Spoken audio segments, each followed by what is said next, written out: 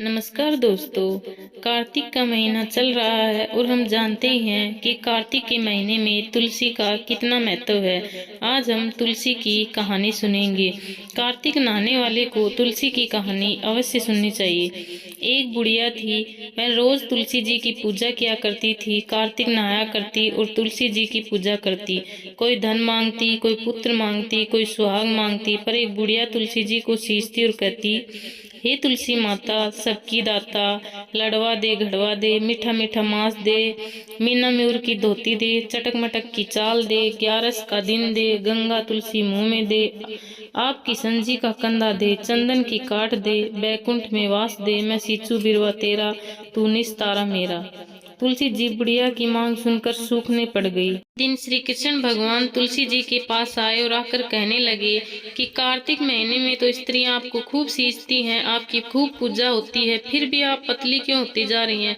तब तुलसी जी ने बताया कि महाराज, और तो सब ठीक है, परंतु एक बुढ़िया की मांग सुन सुनकर मुझे बहुत ही चिंता हो रही है। तुलसी जी ने सारी बात बताई और कहा, सब कुछ दे सकती हूँ, परंतु मैं आपका कंधा कैसे दूं। भगवान ने तुलसी से कहा, जी जो आपकी सेवा करती है उसके कार्य तो सिद्ध करने ही पड़ते हैं, आपको तो मुझ पर भरोसा करना चाहिए। तुलसी जी खुश हो गई। दिन बीत गए। एक दिन बुढ़िया मर गई। गांव के सभी लोग आए। बुढ़िया को सभी लोग धर्मात्मा मानते थे और उसे तुलसी जी की बुढ़िया कहा करते। पास कुछ भी नहीं था, सारा इंतजाम गांव वालों ने ही किया, पर अर्थी उठाने के समय सबने जोर लगा दिया, किसी पर भी अर्थी नहीं उठी। तब लोगों में चर्चा हुई कि लोग इसे धर्मात्मा समझते थे, यह तो पापिन हुई जो किसी से भी नहीं उठ रही। भगवान एक बच्चे के रूप में आए, बोले, भाई क्या बात है। लोगों ने सारी बात बताई।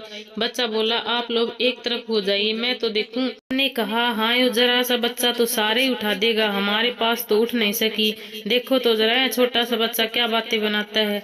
फिर किसी बड़े बूढ़े ने कहा कि जब यह कह ही रहा है तो इसे देख लेने दो। वह बच्चा बुढ़िया के पास गया और उसके कान के पास बोला, बुढ़िया, आप किशन का कंधा और बैकुंठ का वास ले, मैं अब तेरी मांग पूरी करने के लिए आया हूँ। सबको बुलाकर बोले, आओ इसको उठाओ। भगवान ने हाथ लगाया और बुढ़िया उठ गई। थोड़ी दूर जाकर बुढ़िया को विश्राम कराया, बुढ़िया फिर नहीं उठी। भगवान तो बच्चों में जाकर खेलने लगे थे। फिर सब कहने लगे कि उसी बच्चे को बुलाकर लाओ, वहीं इसको उठाएगा। फिर उसको बुलाने के लिए गए। बच्चों में खेल रहे थे। श्री कृष्ण भगवान के रूप में उस बच्चे ने मना कर दिया। फिर बड़े ही मना करके लाए। फिर उन्होंने बुढ़िया के कान में पहले की तरह कहा। अब फिर उन्होंने सबसे कहा कि इसको उठाओ।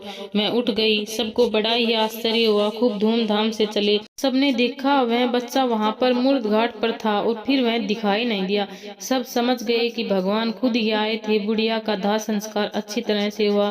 ये तुलसी माता जैसे बुढ़िया को बुद्धि दी, वैसे सबको ही बुद्धि देना। जय श्री कृष्ण भगवान। ओम वासुदेवाय नमः।